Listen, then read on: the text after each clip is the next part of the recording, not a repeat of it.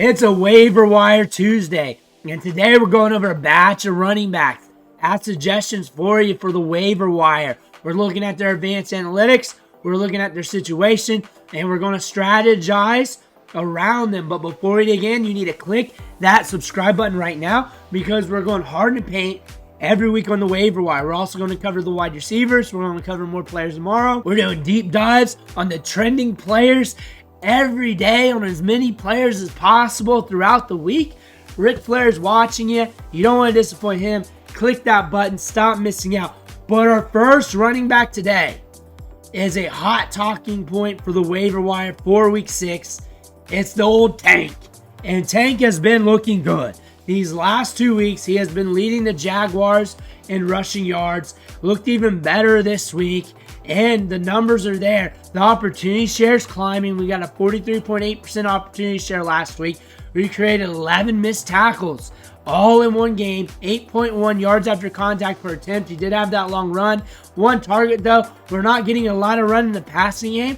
But he is what he is. And he's a tank up the gut. He's good around the goal line. And when space is created by the offensive line, he finds the hole, gets through it. He takes advantage of those opportunities. Damn near almost every time when there's a good opportunity there, he takes advantage of it and he's able to make a big play. And that's what we're seeing all season long. And every time he does so, it creates a question between him and Travis Etienne because he's able to take advantage of his opportunities. For some running backs, they'll get one opportunity here and there, and they don't take advantage of it, and they're a backup running back. They're getting a few carries a game, and next thing you know, you're wondering where they're at. Tank Bigsby's not doing that. He's taking advantage of those holes, he's getting through them, and he's getting you those long gains. That's what you're seeing from Tank Bigsby. If something happens to Travis Etienne, he has the potential to be one of the top fantasy football running backs in the NFL due to the volume he could get, and also he's taking advantage of his opportunities. So until you see otherwise, outside the lack of usage in the passing game, you kind of got to look at it that way. I look at him as a handcuff plus. A handcuff plus to Travis Etienne. They're saying Travis Etienne's still going to be the starter. I don't 100% believe it, and they probably don't even know, and they're just talking in the media. But we'll know with more touches in the future, and we'll know here in the next week or so. But Tank Bigsby, we do know he's been looking good this year. He's taking advantage of his opportunities. He's a good stash play for the rest of the season. Tyrone Tracy is a must-add. Hot topic. I don't think I need to say anything right here. But when Devin Singletary comes back, he should be getting a large role. He better be. This coaching staff's got to be dumb if he doesn't. He better be because he's looking good. He's got a lot of pop in the step. I covered all of his carries of 15 miles an hour or more. He had 5 of them in this game. 5 of them on 18 attempts, which is very good in just one game. Those clips are on my Twitter if you want to see those, but he's got a lot of pop off the step. He's good and he's electric in open field. He gives you something that Devin Singletary doesn't have. And that's the ability to eat up chunk yards, score from anywhere on the football field if there's daylight. Devin Singletary is not a slow jabroni or anything like that. He's a very dependable running back. But Tyrone Tracy is a different animal. He's looking good. He's been a stash play all along. In these waiver wire videos, he's been in like 90% of them. He's been in almost all of them to look at. When he hurt his ankle in training camp, we got sad about it. We got very sad when he hurt his ankle. We were worried about him. We were scared that he was going to be out for the rest of the season because we looked at the upside there because he got carted off in practice. And then magically it came back the next few days and we're like, that was our aha moment. And we might have something with this guy with how quick he can come back. But this dude is electric. This dude's got speed. This dude's got size. From Purdue, former wide receiver, you just get him and you just see what happens. Bucky Irving. He's sharing the touches with Rachaad White. When he gets opportunities, he's cashing in. He's looking good, but that's not all the time for fantasy because you're sharing opportunities. He did fumble in this matchup against the Falcons, but they put him back in just a few plays later. That is a major indicator they like Bucky Irving. That's a huge indicator because Rachaad White was rocking pretty good in this game for Rachaad White. He had that long run. And Bucky Irving fumbled. It was late in the game. And they're like, hey, you're too good not to have out there. We don't care. You're still good. Get back out there, kid. make right of this. They allowed him to do so. So Bucky Irving is very, very held in high regards with this coaching staff. That wasn't up. That was in the latter part of the game. They got him back out there.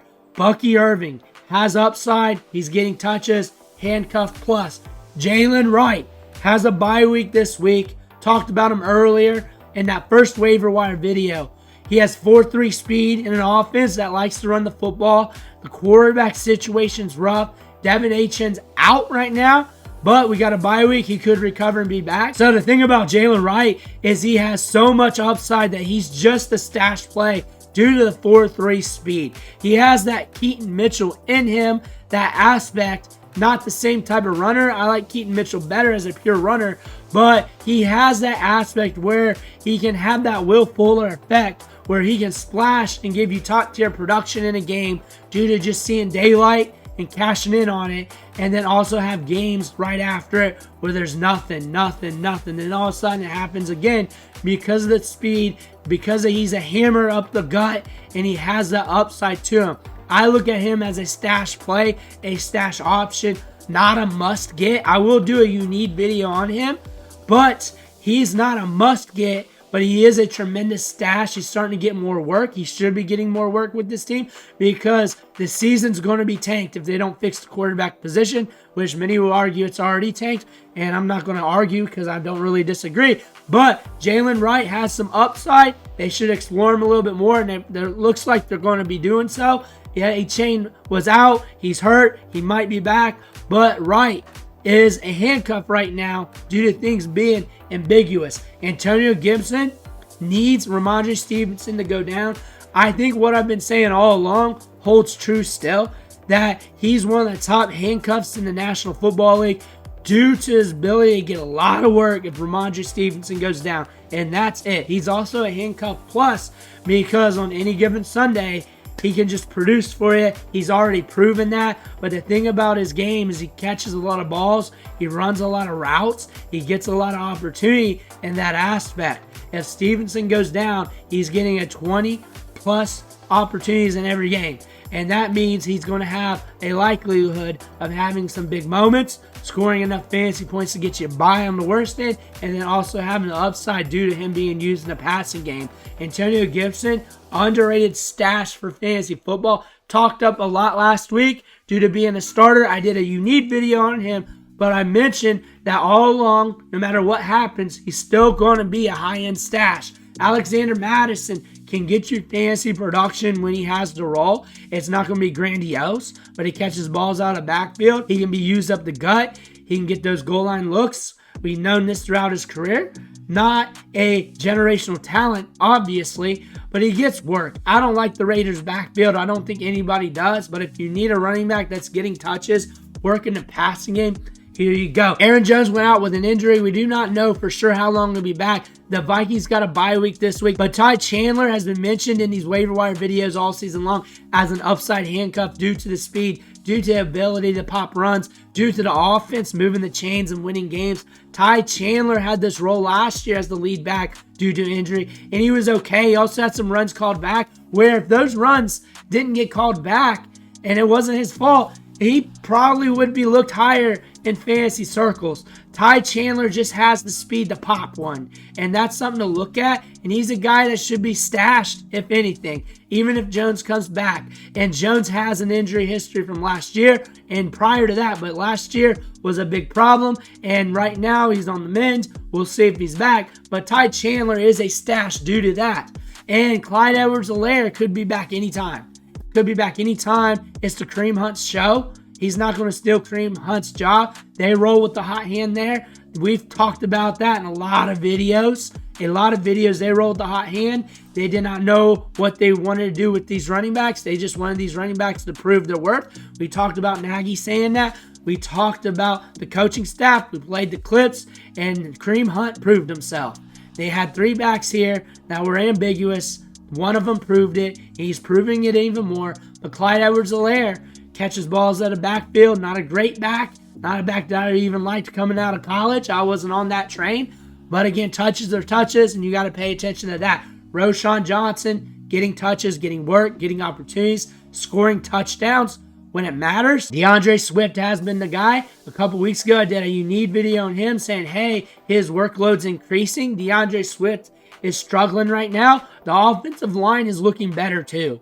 That's one thing to note. The offensive line's looking better, and this team is scheming up these running backs a little bit better. Things change, and coaching staff changes what they do. Quarterbacks start learning, especially rookies, what to do on the field, what works and what doesn't at the NFL level, and getting the ball to your running backs, especially in the flat, is a good idea. He runs routes, not many in this game because he ran 0 according to the spreadsheet, but usually he runs a good bit of routes. He gets targets. He's good in the passing game. He's also got that power, and he's got good size, adjusted athleticism. The touches are there, 30% opportunity share, but the Bears getting these game scripts where those games get weird and they go yellow at times, where fantasy points can just go at any location. Roschon Johnson got 2 touchdowns last week. Another running back to look at, Blake Corum, got touches. He got 5 of them in week 5, and he's explosive. He's looking good, and he's a tremendous stash play. He's getting a unique video this week because we got to go over him again because the upside is grand. And Kyren Williams had 22 carries in this matchup. Kyren Williams goes down. Everybody's going to want Blake Corum. The guy who has the most fab in the league for bidding is going to get him, and he's going to get a lot of touches. Ronnie Rivers is there, but Blake Corum's a different animal. We saw this at Michigan. Just talk to somebody that watches college football, that watched Michigan, especially back in 2022 when he wasn't injured or wasn't coming back from that injury, from the knee injury, and they'll tell you, very good runner, lunch pail back that can do everything. Not elite, not a generational talent, but he's got some characteristics like Kyren Williams, where he's very dependable, good in pass pro, can do a little bit of everything, but they love Kyren Williams, and they're going to run him till he gets hurt. And Blake Corum's got some upside. He's explosive. He's looking good on some of those runs. Pay attention to Blake Corum. Ultimate stash, Trey Sermon. Of course, we're watching Jonathan Taylor, but touches are touches for these running backs. Really, outside of top-level scorers, you're chasing touches and letting the chips fall where they may. Like Trey Sermon, I don't like him as a talent, but I'll still pick him up, and I will start him in a lot of cases because, hey, he's getting touches. And I saw he's getting touches. I'm not a big fan of him as a runner, but he got 16 of them, and that was forecasted. And when you get touches, you get more opportunities, which those opportunities means there's more of a chance to score fantasy points. So if he's on the field, even in a rough matchup on the road, with Flacco back there or a Rich, they're going to have to look at him. He should be rostered. He should be rostered, but he might get put back too because he's Trey Sermon, and people might think Jonathan Taylor is coming back. And then on top of that, we got other running backs to look at. But if he's not there, if he did not get picked up, you may want to think about him for the touches. Rico Dowdle's a guy to pick up. He's getting work. It's increasing by the week. The snaps are increasing by the week. Ezekiel Elliott's looking worse. The Cowboys are a riddle every week. You don't know what you're going to get. They're a box of chocolate offense right now. You never know what you can get when you pull that out. But that's also the thing about the running back position too. It's game script dependent, not just talent level or anything like that. Even bad running backs can score fantasy points. Rico Dowdle this week was looking good against Steelers. He was looking explosive, good vision, making good cuts. He deserves to be rostered in every fantasy league. He deserves to be on a team. If he's sitting there on waivers, pick him up. If you got a spot, if there's not another running back that you like, and maybe the opportunity can get you some fantasy production. Braelon Allen, as always, he's still getting opportunity. He's still getting work. The Jets are in rough game scripts.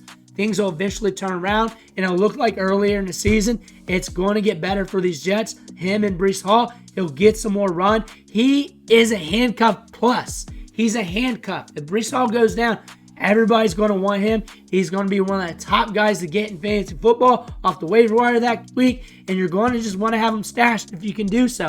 Manny Wilson, pretty much the same light, just a lot quieter because if something happens to Josh Jacobs, you're going to want him. This team moves the ball. They're in game scripts where points are being scored, and they're going to be in a lot of games where points are going to be scored because they can move the ball, and other teams are going to have to keep pace with them.